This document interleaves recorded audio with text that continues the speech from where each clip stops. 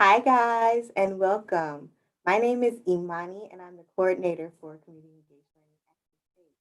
I hope the first part of your Common Conversations experience helped you to clarify what you hope to accomplish this semester and to set yourself up for a successful Kent State career.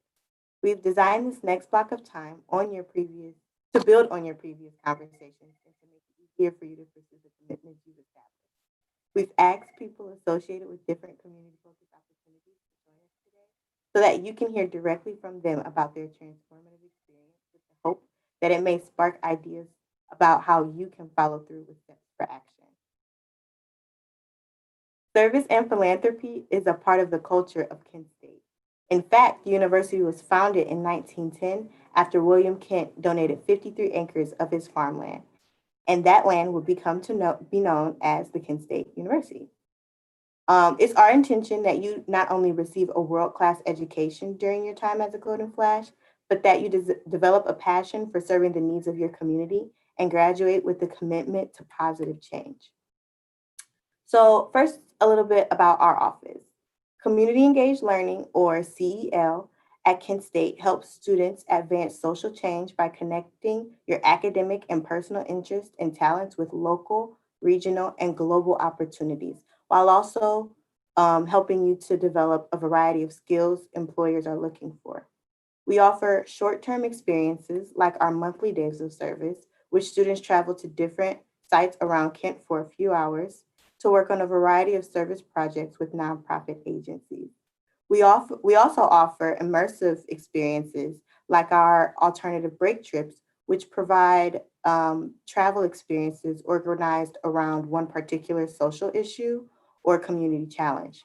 Students have learned about human trafficking at the state capitol in Columbus, Ohio, rebuilt homes after natural disasters in New Orleans and Houston, and celebrated the LGBTQ community support in support of the 50th anniversary of World Pride in New York, and supported clean water initiatives in the Dominican Republic. Locally, we support hunger fighting initiatives through our campus kitchen program. Using recovered food that otherwise would go to waste, we're able to hold a biweekly food pantry on campus for students, faculty, and staff and community members, as well as make nutritious hot meals for local social service agencies. Finally, CEL, or Community Engaged Learning, has leadership opportunities from our office directly. All of what we do is led by dedicated and passionate students who lead service and reflection and work directly with community organizations on original projects. While things may look a little different this year due to the pandemic, we're committed to connecting you with our amazing community partners so that you can start or continue your journey of impact. So, how do we get involved? The best way to get in touch with our office is definitely through our social media. You can follow us on Instagram, Twitter, and Facebook at Kent State CEL. We also have a biweekly newsletter that you can subscribe to at our website, www.kent.edu/community. Now we're excited to introduce to you some of our partners who will share information with you about exciting opportunities they've either experienced or facilitate, either as students themselves or faculty members. We'll start with Sophia. Can I have you, Sophia, say your name and what role and activities that you've either been a part of or are currently connected to? Hi, my name's Sophia. I'm a current Kent student, but I am also the new program manager for Let's Grow Together, formerly known as Ready, Set, Grow. So we are a community garden. Our home base is Walls Elementary School, and our ultimate goal is to expand to every elementary school in Kent and provide learning opportunities for the students, reduce their waste, and increase food access in the community. So we do have like that public health aspect. And we were recently certified as an official nonprofit last week. So that's really, really exciting. And we do work with interns from Kent State doing that. That's awesome, Sophia, being able to connect students with gardens at elementary school. That sounds like a lot of fun. Next, we'll have Alex. Alex, can I have you say your name? Well, I already said it, but again, and your role and activities. Yeah. Hi, everyone. My name's Alex Drungle. I graduated from Kent in 2016 with my bachelor's in nutrition, and then my master's in public health in 2018. Right now, I'm working for a Tri-County Health Department in northern Utah, leading our contact tracing team for COVID-19. I was involved with community engaged learning all throughout college, starting with just volunteering for Campus Kitchen, then managing the kitchen, and then eventually being a graduate assistant in their office. So yeah, that's kind of, I probably wouldn't be where I am today without CEL. So I kind of have, it has a special place in my heart always. That's awesome. So as you guys heard, there are opportunities even post undergrad that you can get engaged with community engaged learning. Just a little plug. So first we're gonna talk to Sophia. Sophia, can you explain what's the most rewarding part of your work with the community garden? I would say for me, there's like two prongs to what's the most rewarding. The first part is really get to utilize like what I've learned in my coursework. One of my majors is environmental studies, and within that, there's a focus on environmental justice and the way that like cities are planned and food access. And I think that all comes together, and I can use that knowledge to help the garden grow and help the programs we want to grow. And then the other part is like we're literally feeding people and we're training the next generation to like know where their food comes from and to kind of have those values to take care of their community through food. So I think that's super rewarding. Yeah, I can imagine environmental justice is like very important right now when we're thinking of the current pandemic and people who are already vulnerable and how we can support those families. Our public health people, those are things that you can get involved in with community engaged learning. So that's pretty awesome. And so, Alex, can you share how you used your experiences with community engaged learning to serve you in your now professional role?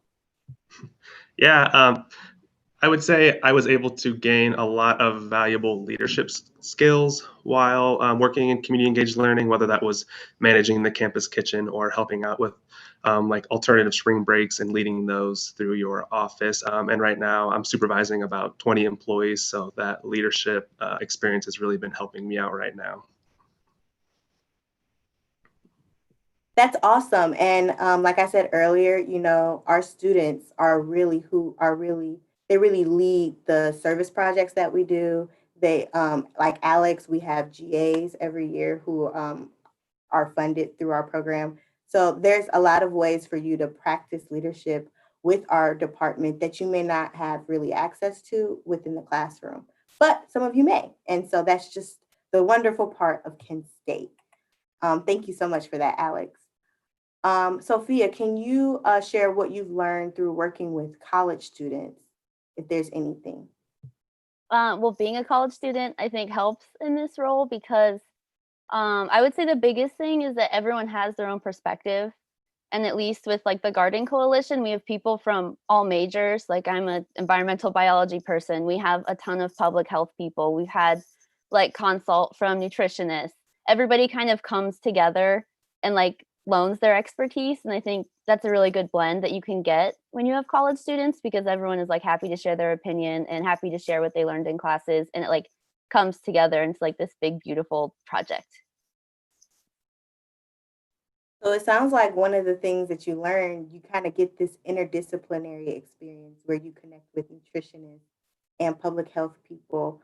With your background, that creates a more holistic wellness or holistic way to support people, which is pretty amazing. Thank you for that, Sophia.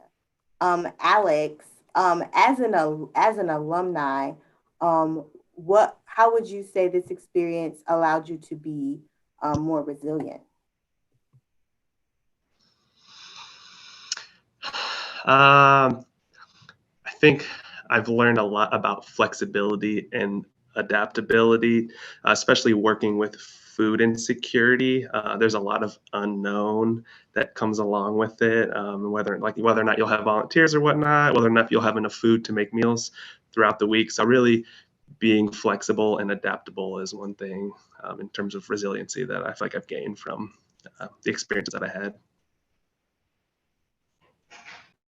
that is a direct like career skill when you talk to employers and when you talk to companies and you can say like I've learned adaptability and flexibility. Those are the type of things that they're wanting to hear. So it's amazing that you're able to get that experience um, from being engaged in community engaged learning.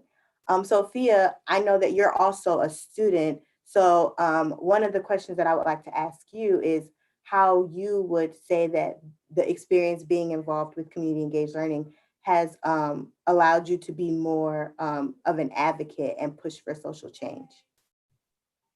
So the way our internships work is they're very self-guided. We have an amazing mentor, but at the end of the day, like we're all adults and we all have a job to do. So I think all of that, like you have to be an advocate for yourself and for your projects. So it kind of like working with community engaged learning makes you into a leader in that way, because if you don't like go out there and get it done, it's not going to happen. And like nobody wants that. So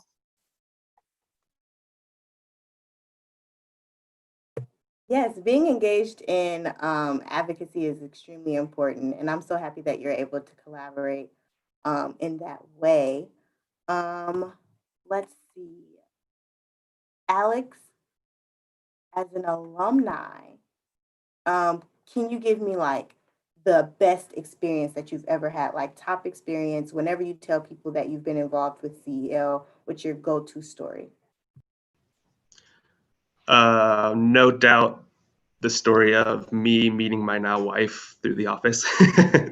Yeah, so when I was running the campus kitchen, my wife now, she was volunteering for me, and yeah, we met there and hit it off, and now we've been married for about a month, so I can't really top that. Well, then, there you go. If you don't need any other reason to volunteer, love connections. Okay, we make love connect. No, I can't promise that, but it is great to hear that people are. This is great. I don't even know if there's a question that I can ask to top that.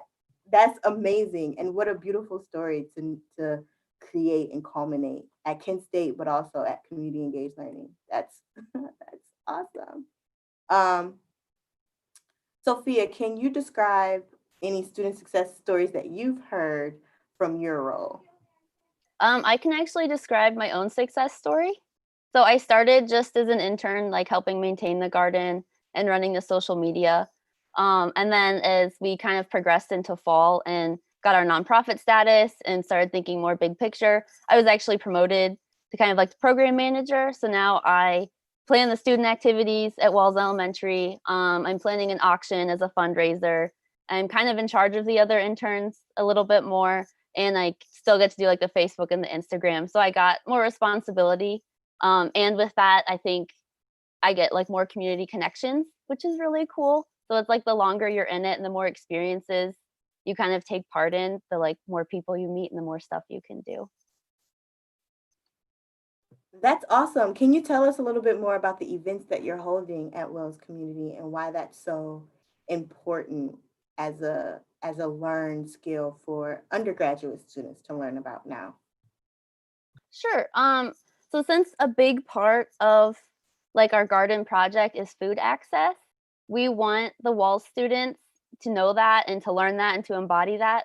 So we plan these activities that get them like out of the classroom, which is especially helpful now because it's always better to be like outside with a group of people than inside with a group of people. So some of the activities we're planning, we're making seed bombs for them so they can kind of throw and plant flowers like wherever they want, wherever they're walking, they have these seed bombs and they can throw them. We're building some bug hotels, which will attract pollinators to our garden and some other beneficial insects. And that has like an educational component as well. They can take that with them. They know like what the local bugs are, why they're important, what they do for our food supply. I know everyone always talks about like save the bees, but there's so many other insects we need to focus on. And then stuff even for the younger kids just to get them like excited about growing food and learning about food. We have scavenger hunts, we have bingo. I think in the spring we're gonna try to do a worm box, depending on the social distancing rules at that time. So just stuff like that to get them outside and get them excited. And at the end of the day, the classrooms can go out on their own, and there's always food there. They're welcome to pick it and eat it. There's flowers they can take home. So it's just really like getting them involved. That is so awesome. I really love the idea of a bug hotel. Just like hearing a third grader explain how that works, it has to be the cutest thing ever. And yeah, I didn't even think about the education component because you're at an elementary school, connecting with those students there and explaining public health in a way that elementary students can understand. That is a very important skill. And I know that that skill is going to be honed in your classes, but putting that skill to practice in element for the elementary students, especially when people want to make specific, you know, higher education accessible to others. That's amazing, Sophia. I'm really happy to hear. So we only have a couple more minutes. I want to ask Alex one more question, and then we'll close out for you guys. Alex, can you explain how this, if it did and in any way, how your experience in CEL kind of pivoted or transitioned your career plans into where you are now? Yeah, absolutely.